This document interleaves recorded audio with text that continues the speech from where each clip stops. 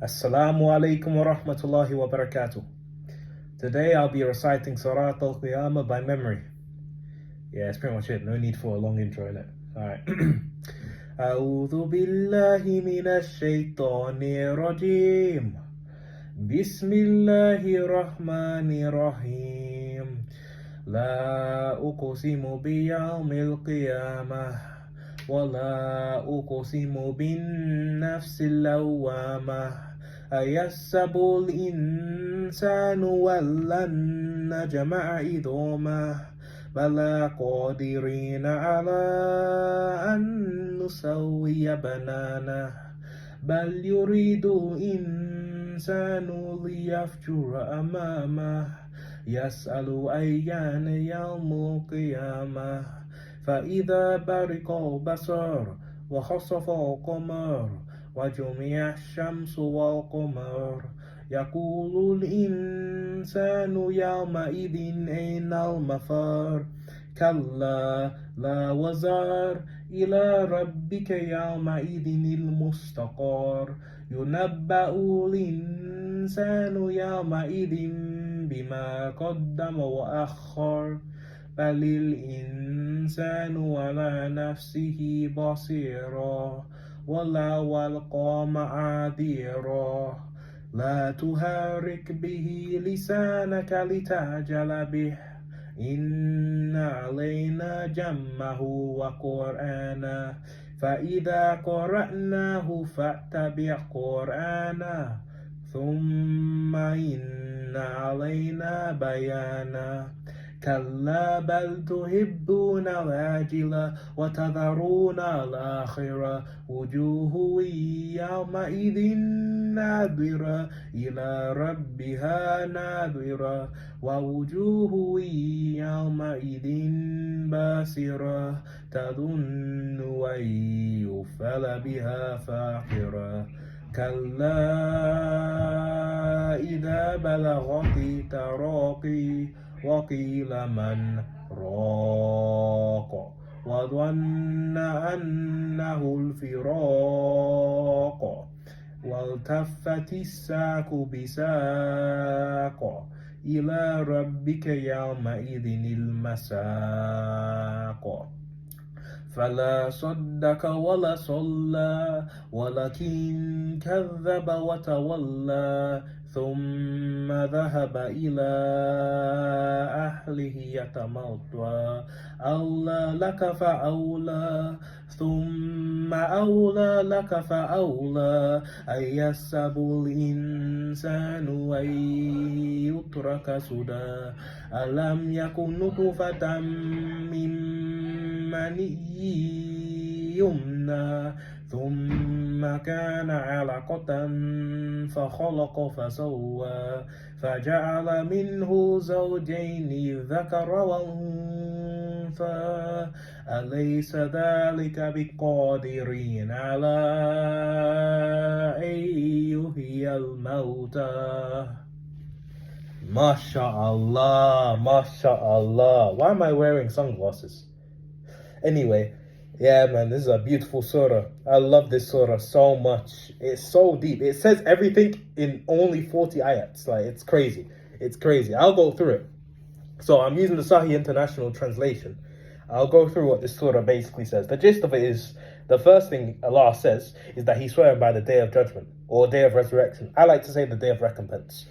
That He swears on this day that He will resurrect everyone. Yeah, He says He is able to resurrect even to the fingertips, right? So when someone comes out of their grave, even their fingertips will be present. I like to say atom, because if Allah's potent, He's omnipotent, of course. I like to say He's also precise, of course He is. He's perfect. So I like to say that He will resurrect you even to the atom, because everyone that's physical, they're composed of atoms, right? So even to the atom He'll resurrect you. That's what I like to say, just to add an extra layer to that emphasis, And then here it says in ayat 7 to 9, when vision is dazzled and when the moon darkens and the sun and the moon are joined, man will say, where's the place of escape?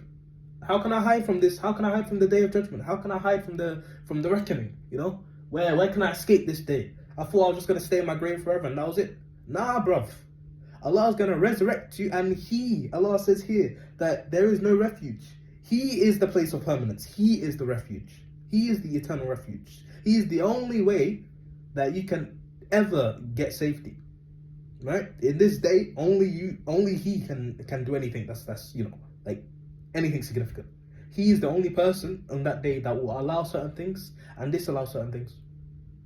And this is like with full, complete control, complete power. This is why in Suratul-Fatiha, we say that He is Maliki Yawmiddin or Maliki Yawmiddin, King or Lord of the Day of Judgment, And then He continues by saying that on that day, there'll be people who basically will have their faces radiated, have their faces bright.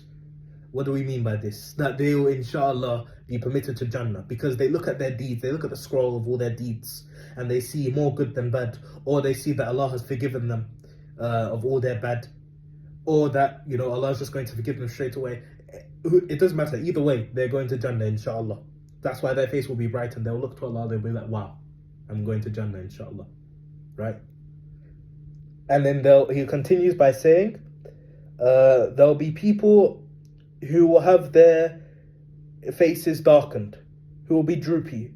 Why? Because they kept on insisting that there won't be a day of judgment, that there won't be there'll be no reckoning, no recompense, and so their faces will be darkened once they are brought to that day. Why are they darkened? Why else are they darkened? Because they're gonna go to Jahannam, inshallah. They're going to go to hellfire, inshallah. And so what's gonna happen? What does Allah say afterwards? He says, "Woe to them, woe to you, and woe. Then woe to you, and woe." He adds woe on top of the woes that He has already given for another layer of woe to give a complete woe to the woe that He has already given woe. What am I saying? But this is why He says, "Awla laka fa'awla, thumma awla laka fa'awla." Adding more woe to the woe that they already have. Because they're going to be in Jahannam, inshallah, for an eternity. So you might as well just give them more woe. And then He finally completes. This is my favorite part of the surah, the last 4 ayats, the last string of ayats. Allah says, has man, He's talking about, in the context here, He's talking about men and women that were, created as sperm, as semen. Were they not sperm and were they not semen? Did Allah not create them as sperm first? Then were they not a clinging clot in the womb? And then did He not make them babies of male and female? And then He ends off by saying, is Allah not the creator who is able to give life to the dead? Allah, the creator, who has given life to you, instilled life to you, then has taken that life away. Then, inshallah, at the day of resurrection, we'll give that life back, just for you to face the reckoning, to spend that life in an eternity, in the deep, dark depths of Jahannam, or in the bright, beautiful palaces and gardens of Jannah. You gotta be on the right side of the day of judgment, brothers and sisters. Be on the right side of the day of judgment. What's the right side of the day of judgment, Dinanga? What's the right side? What's the right side of the day of judgment? Tell me. The right side is the Muslim side. Simple as that. This is a beautiful surah. I love this surah. MashaAllah. This is a surah, man. This is an amazing surah. I only wish I was there when Allah revealed this surah, just so I can...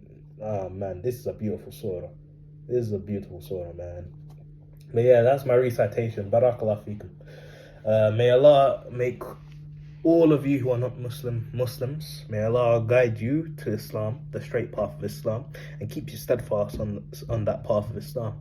For those who are Muslims, may Allah keep you firm on your journey in Islam. May Allah allow you to die with the highest amount of iman, and may Allah allow you to do even greater wonders for this ummah and in this dunya, for the sake of Allah, and obviously for the sake of your iman, and to keep you a Muslim and keep you steadfast and strive in the path of Allah as a Muslim. Asalamu alaykum wa rahmatullahi wa barakatuh. I hope you all have a wonderful day, and yeah, peace out, and see you soon, inshallah.